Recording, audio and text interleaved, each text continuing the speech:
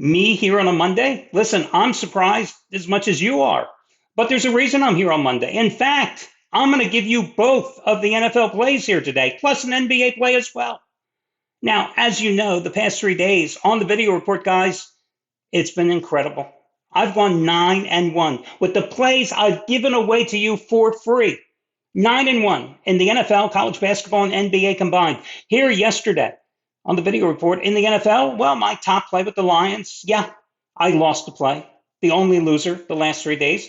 But I also gave you Baltimore, Cincinnati, and Denver, and they all delivered. So tough luck. If you're not happy with 9 out of 10, go watch Sabrina Carpenter's latest video. It's damn good, but you might want to watch it later after you watched on this video report. But still, 9 out of 10, not too bad. Now, the problem is I went 0 for 3 this weekend with my best bets over at DeMarcoSports.com. And let's face it, that's what really matters the most. And I realize that the majority of you guys that are players with me, customers with me over at DeMarcoSports.com, you are watching this video report as well. And many of you play both the free plays and the best bets over there, because I've often realized that if I told somebody that I had the lock of all locks, if Moses came down from the mountains and he said, this is like the 11th commandment, bet this game for everything you're worth, that gambler would say, well, do you have a second play?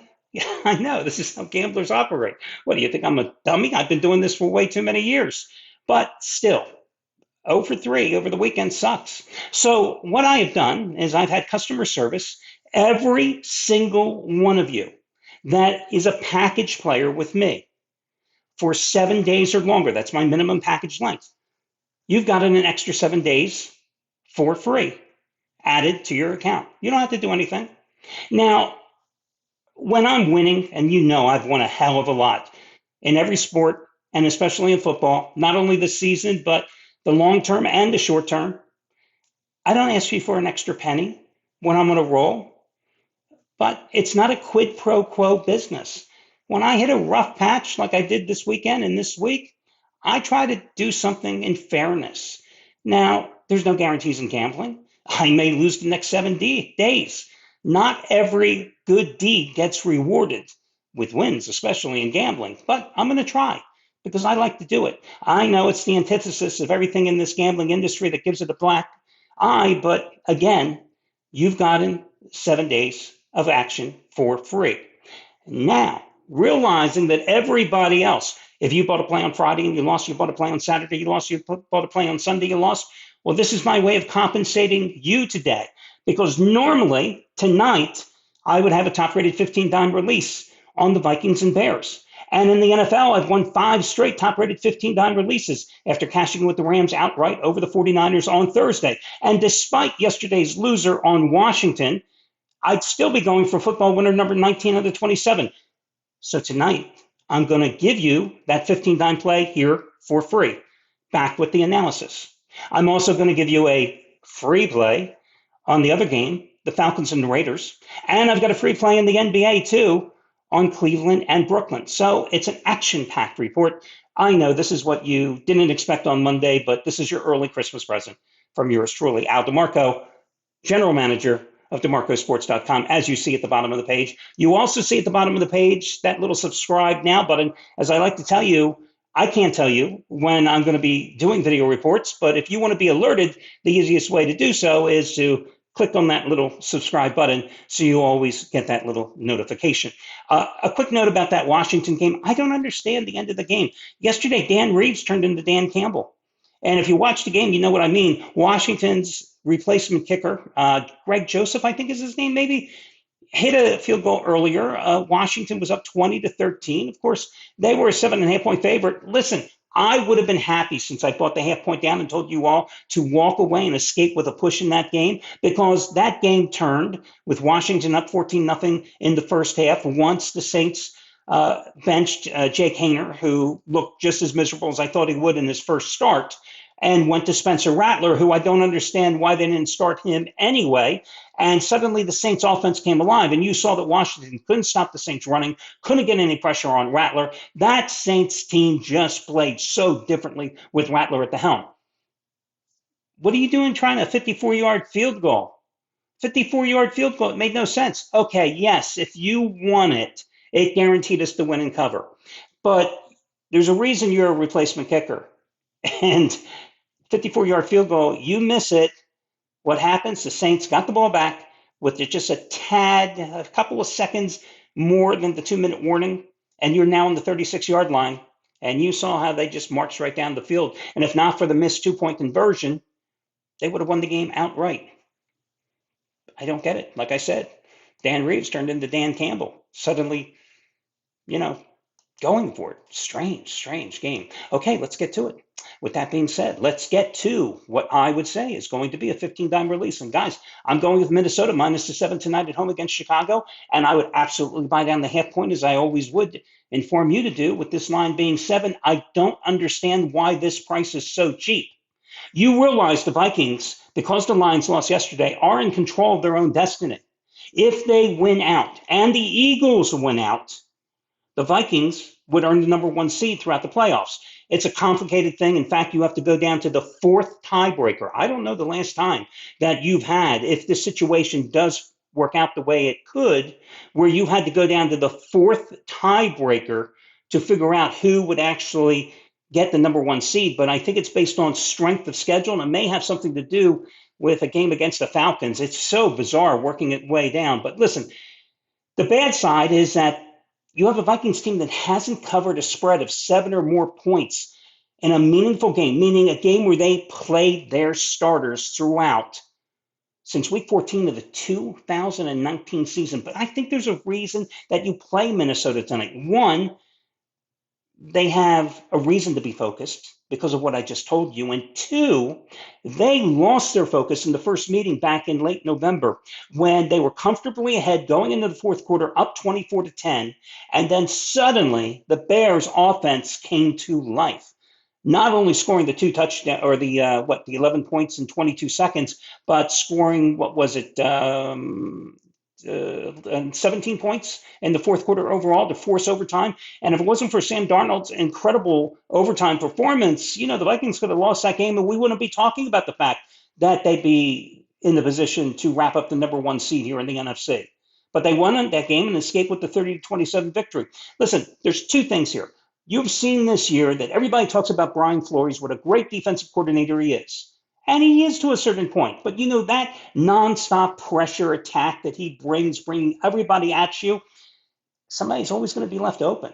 And you saw it in the first game when suddenly Williams for the Bears had one of his best games all season because there were so many receivers for the Bears suddenly open in the fourth quarter. Hey, Brian, play a little prevent defense. It wouldn't hurt you now and then.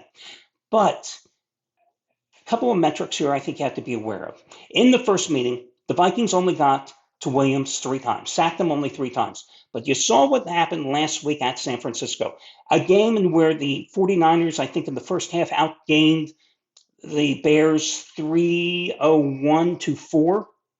That's 301 yards to 4. They sacked Williams 7 times, okay? And tonight, a late addition to the Bears injury report over the weekend, starting left tackle Larry Borom is going to miss the game. And left tackle Braxton Jones is going to miss the game. Now, that means most likely Larry Borom, and I hope I have his last name correct here, he is most likely going to start. 123 pass blocking snaps this season. I've had to write this down. He's allowed 6 sacks and 14 pressures. And in terms of starting tackles who have played at least 100 pass blocking snaps, say that 3 times quickly, he is ranked 87th among 89 tackles in that category. Yeah, not exactly outstanding. So that left side's going to be open. And I think the Vikings are going to press and take advantage and come up there. So, I'm going to go with the Vikings here. I'm going to be more than willing to lay the 7 points. And I just think that the Bears couldn't show up last week at San Francisco. Why do I think they're going to show up tonight here when the Vikings have everything to play for? And that's why Minnesota is going to be my 15-dime release. Now, let's talk about the other game. What did we do to deserve this ugly sock of a Christmas game, an early Christmas present from the NFL? I mean, I say sock because wouldn't you rather have socks than watch the second game? I mean, the Raiders and the Falcons. Interesting that the Falcons were a 4-point favorite 2 days ago. Now they're a 5.5 point choice. I will say something here. Antonio Pierce has taken a lot of criticism, but unlike a lot of teams, oh, I'm thinking of you, New York Giants. Unlike a lot of teams, the Raiders haven't quit. They have had so many injuries, but Pierce has had his team pretty much competitive in every single game the second half of the season, despite the mounting Red Cross list that the Raiders have. Now, tonight it's kind of interesting. You have ex-Falcons quarterback Desmond Ridder going for the Raiders. You've got an Atlanta team that has gotten 9 of its 19 sacks on the season in the last 2 weeks. You've got Kirk Cousins, who I think he just threw another interception just by mentioning his name. 6 interceptions the last 2 games, 15 on the season. During the Falcons' current 4-game losing streak, 0 touchdowns, 8 interceptions. But you got a Raiders pass defense that not only lost its best defender in Cosby for the season because of an injury here in the past week, but they're allowing 267 yards per game and 64% pass completions over the last 4 games. This Raiders defense can't stop the run either. So I think Robinson, who has had a hell of a season for the Falcons, and nobody notices, but they gave up 152 rushing yards last week to Tampa. They yield 5.8 yards per carry in that game. So I'm willing to give Atlanta one more shot here and take the Falcons in this game and think that Kirk Cousins rebounds. I mean, Kirk Cousins isn't that bad. And I know the last 4 weeks he's been dreadful, but this thing we do with gambling is based on odds and probability. And I just think that the probability is there that he can't be that bad again for a 5th straight week. I'm waiting for lightning to strike. Okay, let's go to the NBA, where your complimentary play, I'm going to go with the Cleveland Cavaliers minus the 10.5 points at Brooklyn. Evan Mobley did not play Friday night at home against Washington. I know because that hurt me because I had the Cleveland Cavaliers minus the big number at home against Washington that night, and they happened to have their worst shooting performance of the entire season, 39.3. They couldn't hit the broadside of the barn if you brought the barn right in front of them. 15 for 50 from three-point land, and yours truly had his best bet on the Cavaliers that night. Not a wise choice. But Evan Mobley, I knew that there was a possibility he wasn't going to play, and he didn't because he had a sprained ankle. But listen, he's going to play tonight. When these two met back in November, and Cleveland was going for its 11th straight win to open the season, the Cavaliers had to rally for the win, 105-100, failed to cover. And it was a strange game because they were up big in the second quarter. Then the pendulum swung the other way. They were down 14 with 35 seconds to go in the third quarter, but they won. But Dennis Schroeder, who was traded Saturday to Golden State, he had 22 points in that game. And Cam Thomas, starting guard for the Nets, had 22 as well. Well, Schroeder's gone. Thomas is out with a hamstring injury. That's 44 points of production for the Nets from the first game that is not going to be on the floor tonight. The metrics in this game also certainly favor Cleveland. When you have a Nets team that is last in field goal defense at 48.9, that's what opponents are shooting against Brooklyn this year.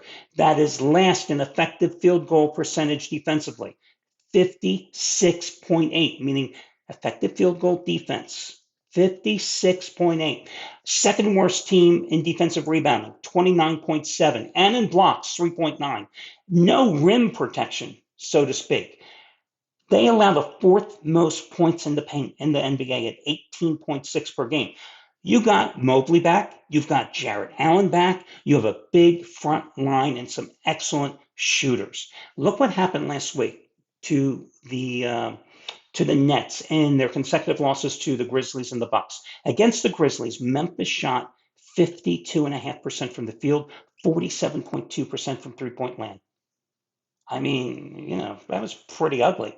Against the Bucks, Milwaukee, I think, shot 57.4% and 48.4% from three-point land. Those are metrics I can live with, and taking the Cavaliers, yeah, they cost me on Friday night, but I'm more than willing to take them now tonight with Mobley back in the lineup. So of the two free plays, which do I like more? You think I really love the Atlanta Falcons that much? Of course I love the Cleveland Cavaliers more than the Falcons. But remember, the 15-time wager, if I had uploaded it on the site tonight, would have been the Minnesota Vikings. So that'll do it, guys. I wish you well, and we'll talk to you again soon. Good luck, everybody.